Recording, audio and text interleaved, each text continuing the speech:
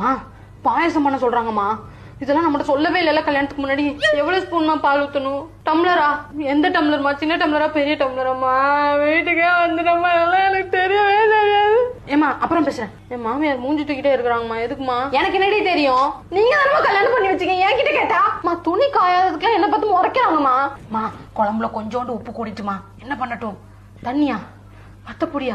சீக்கிரமா மா, நான் அப்புறம் பேசுறேம்மா. மா அப்புறம் பேசுறேன்னு சொல்லிட்டு பேசவே இல்ல. கல்யாணம் முடிச்ச கையோட என்ன எல்லாரும் கை கழுவி விட்டுட்டீங்கல்ல, என்ன மறந்துட்டீங்கல்ல. மா கேரட் சின்னதா வெட்டணுமா பெருசா வெட்டணுமாமா?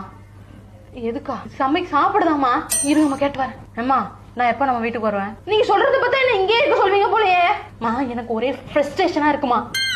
இங்க இருக்கிறவங்கள பார்த்தாலே டென்ஷன் ஆகுதுமா. மா சின்ன வயசுல நீங்க என்ன சொன்னீங்க? தெரியாத ஆட்களோட பேசக்கூடாது, தெரியாத ஆட்கள் எது கூட்டாலும் வாங்கி சாப்பிடக்கூடாதுன்னு சொன்னீங்கல்ல. இங்க இருக்கிற யாரையுமே எனக்கு தெரியலமா.